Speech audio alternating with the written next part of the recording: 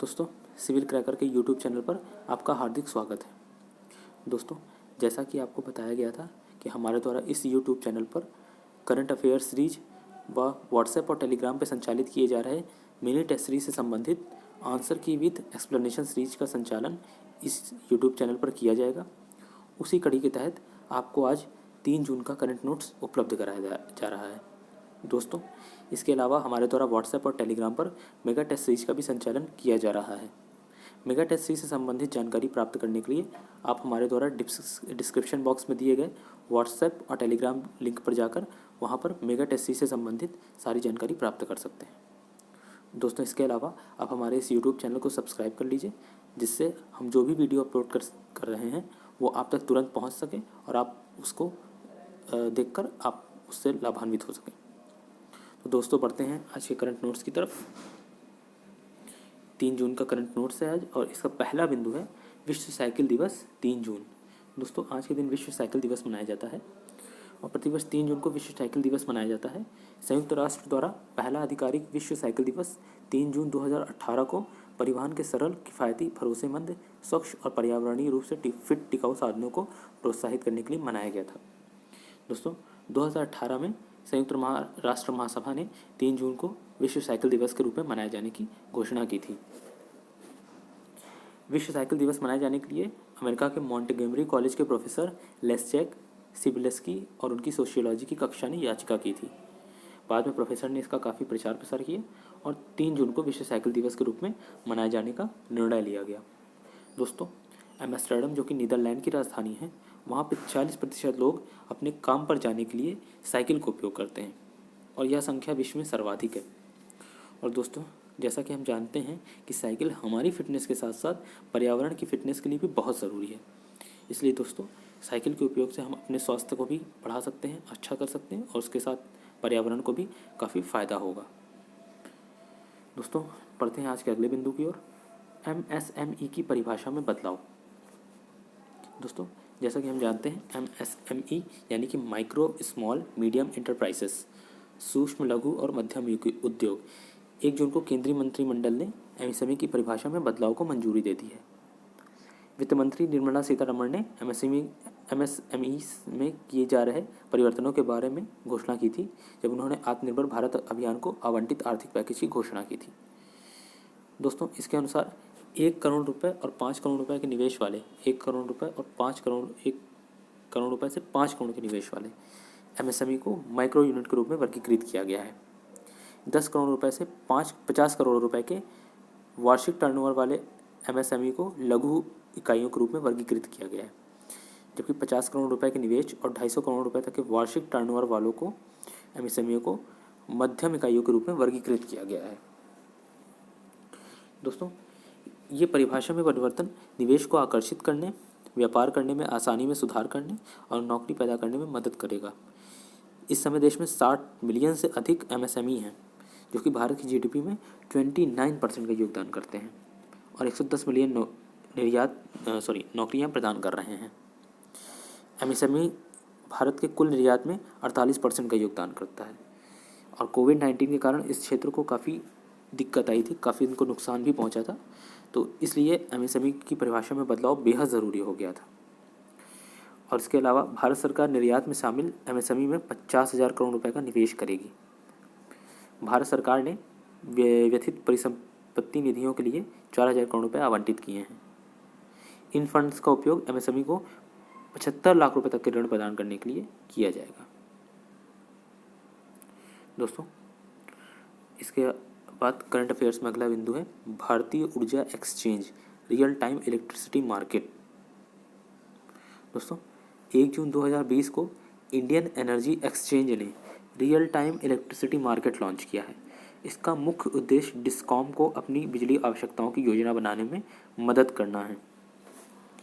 यह मार्केट दिन के दौरान 48 नीलामी सत्र आयोजित करेगा और बोली सत्र बंद होने के 1 घंटे के भीतर बिजली वितरित की जाएगी।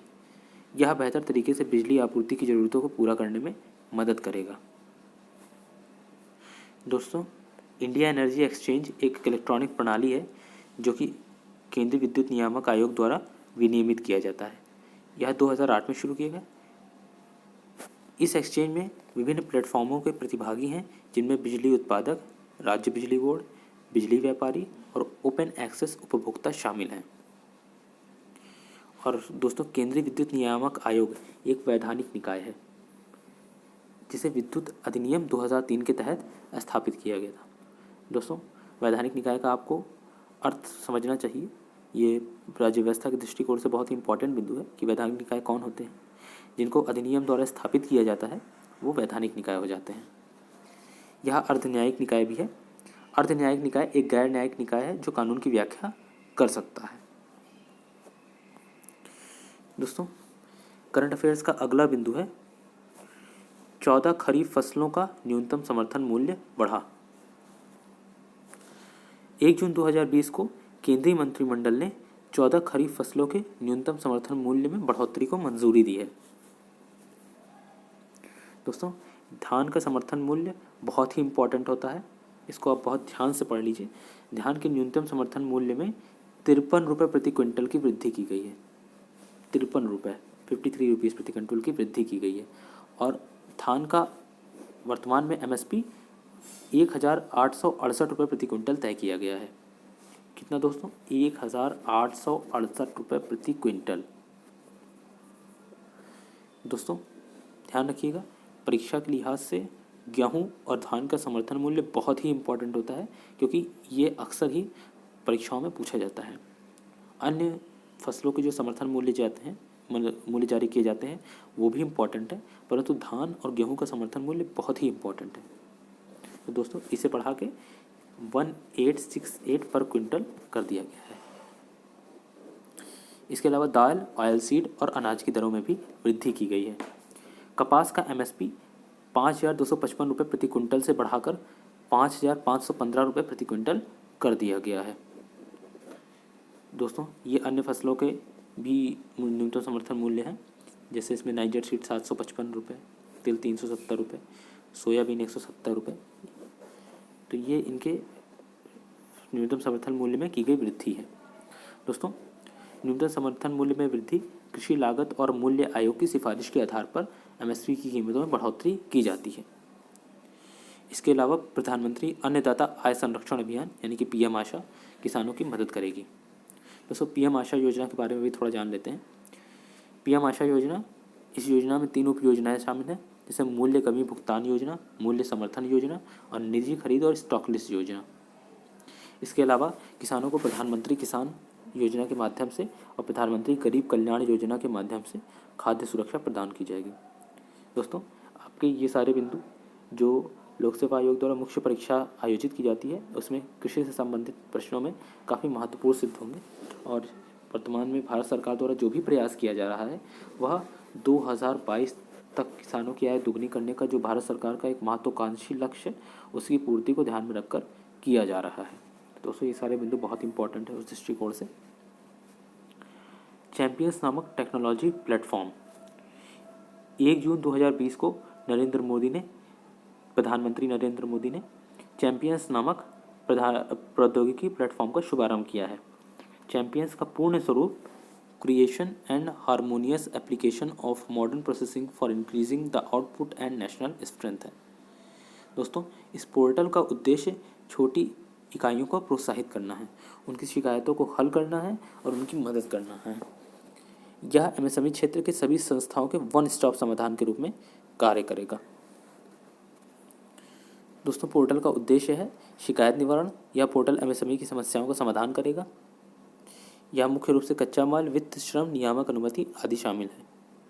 यह पोर्टल MSME क्षेत्र को नए अवसरों का लाभ उठाने में मदद करेगा। यह पोर्टल राष्ट्रीय और अंतर्राष्ट्रीय चैंपियन की पहचान करने में मदद करेगा जो मौजूदा स्थिति का सामना करने में सक्षम है। दोस्तों, चैंपियंस यह प्लेटफॉर्म एक नियंत्रण कक्ष प्रबंधन सूचना प्रणाली है। यह प्रणाली RCT प्रौद्योगिकी उपकरणों के साथ सक्षम है। इसके साथ ही इस प्लेटफॉर्म में टेलीफोन, इंटरनेट, वीडियो सम्मेलन भी शामिल है। यह आर्टिफिशियल इंटेलिजेंस, मशीन लर्निंग और डाटा एनालिटिक्स द्वारा सक्षम है। दोस्तों, इस समय डिजिटल क्रांति की बात हो रही है, आर्टिफिशियल इंटेलिजेंस की बात हो रही है, इसलिए सारे क्षेत्रों को, चाहे वो कोई भी क्षेत्र हो, चाहे वो कृषि का क्षेत्र हो, चाहे MSME क्षेत्र हो, उसको अलग अलग तरीके से ICT और आर्टिफिशियल इंटेलिजेंस से जोड़ने की कोशिश की जा रही है। तो ये चैंपियंस पहल भी छोटी इकाइयों को और जितने भी एमएसएमई से जुड़े और क्षेत्र हैं उनको आईसीटी और आपका जो है डिजिटल क्रांति से जोड़ने के लिए ये एक पहल है। दोस्तों, करंट अफेयर्स का अगला बिंदु है पीएम स्वनिधि योजना। 1 जून 2020 को भारत सरकार ने स्ट्रीट वेंडर्स के लिए प्रधानमंत्री आवास योजना शुरू की है। केंद्रीय मंत्रिमंडल ने इस योजना के लिए क्रेडिट राशि को मंजूरी दे दी है। पीएम स्वनिधि यानी कि PM street vendors Atmanirbhar Nidhi एक क्रेडिट सुविधा योजना है जो 50 लाख से अधिक शहरी और ग्रामीण स्ट्रीट वेंडर्स को मदद करेगी। इस योजना में स्ट्रीट वेंडर्स को अपनी आजीविका फिर से शुरू करने में मदद मिलेगी। इस योजना के तहत स्ट्रीट वेंडर्स को 10,000 रुपये तक का ऋण प्रदान किया जाएगा। स्ट्रीट वेंडर्स 1 वर्ष के भीतर मासिक किस्तों के रूप में राशि को लौटाएंगे। दोस्तों, जैसा कि हम जानते ही हैं, प्रधानमंत्री मोदी ने हाल ही में 20 लाख करोड़ रुपए के आर्थिक पैकेज की घोषणा की थी और उसमें आत्मनिर्भर भारत अभियान की भी बात की थी। तो आत्मनिर्भर भारत अभियान के तहत ही अलग अलग योजनाओं को लॉन्च किया जा रहा है और उसी कड़ी के तहत आपकी पीएम स्वनिधि योजना को भी लॉन्च किया गया है। दोस्तों, संयुक्त राष्ट्र के सदस्य देशों ने तय किया है कि जीडीपी की 10% अर्थव्यवस्थाओं को पुनर्जीवित करने पर खर्च किया जाएगा। यह संयुक्त राष्ट्र द्वारा तैयार ग्लोबल प्लान द्वारा तय किया गया था। दोस्तों, आज का करंट अफेयर्स यही समाप्त हो गया। हम जल्द ही करंट अफेयर्स और आंसर की विद एक्सप्लेनेशन सीरीज के नए वीडियो के साथ आपके सामने हाजिर होंगे। तब तक आप हमारे वीडियो को लाइक कीजिए और बेल आइकन दबा के हमारे चैनल को सब्सक्राइब कर लीजिए ताकि हम जो भी वीडियो अपलोड कर रहे हैं वो आप तक तुरंत पहुंच सकें। धन्यवाद।